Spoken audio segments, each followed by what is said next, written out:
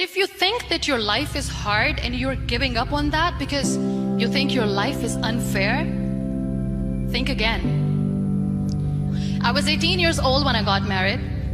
I belonged to a very conservative family, a Baloch family, where good daughters never say no to their parents. My father wanted me to get married, and all I said was, if that makes you happy, I'll say yes. And of course, it was never a happy marriage. Just about after 2 years of getting married, about 9 years ago, I met a car accident. Somehow my husband fell asleep and the car fell in the ditch. He managed to jump out, saved himself. I'm happy for him. But I stayed inside the car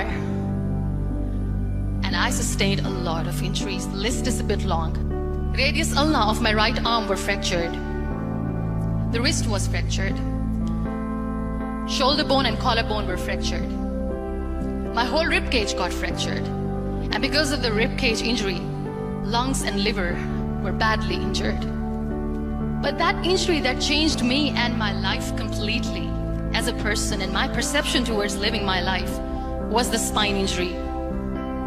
3 vertebrae of my backbone were completely crushed, and I got paralyzed for the rest of my life. Many people came to rescue. They gave me CPR. They dragged me out of the car. And while they were dragging me out, I got the complete transection of my spinal cord. Those 2.5 months in the hospital were dreadful. I was at the verge of despair. One day, doctor came to me and he said, well, I heard that you wanted to be an artist, but you ended up being a housewife. I have a bad news for you. You won't be able to paint again. Next day, doctor came to me and said, your spine injury is so bad, you won't be able to walk again. I took a deep breath and I said, it's all right. Next day, doctor came to me and said, because of your spine injury and the fixation that you have in your back, you won't be able to give birth to a child again. That day, I was devastated. I still remember, I asked my mother, why me? And that is where I started to question my existence. Why am I even alive? And that is where I realized that the words have the power to heal the soul. My mother said to me, this too shall pass. God has a greater plan for you. I don't know what it is, but He surely has. That day I decided that I'm going to fight my fears.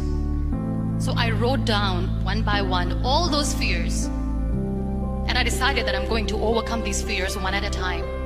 You know what was my biggest fear? Divorce. I couldn't stand this word. I was trying to cling on to this person who didn't want me anymore, but I said no. I have to make it work. But the day I decided that this is nothing but my fear, I liberated myself by setting him free. And I made myself emotionally so strong that the day I got the news that he's getting married, I sent him a text that I'm so happy for you and I wish you all the best. And he knows that I pray for him today. Number 2 was, I won't be able to be a mother again. And that was quite devastating for me. But then I realized there are so many children in the world, all they want is acceptance. So there is no point of crying, just go and adopt one. And that's what I did. 2 years later, I got this call from a very small city in Pakistan. I got a call and they said, are you Muniba Mazari? There is a baby boy and would you like to adopt? And when I say yes, I could literally feel the labor pain. I said, yes, yes, I am going to adopt him. I am coming to take him home. So when you accept yourself the way you are, the world recognizes you. It all starts from within. We have this amazing fantasy about life. This is how things should work. This is my plan. It should go as per my plan. If that doesn't happen, we give up. I never wanted to be on the wheelchair.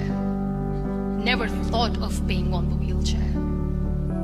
This life is a test and a trial, and tests are trials are never supposed to be easy. So when you're expecting ease from life, and life gives you lemons, then you make the lemonade, and then do not blame life for that, because you were expecting ease from a trial. Trials make you a stronger, better person.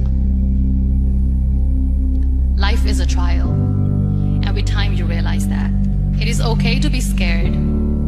It is okay to cry. Everything is okay, but giving up should not be an option.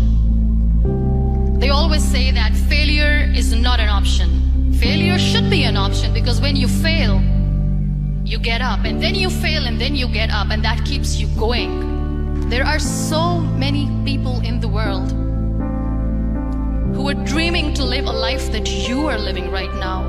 You have no idea.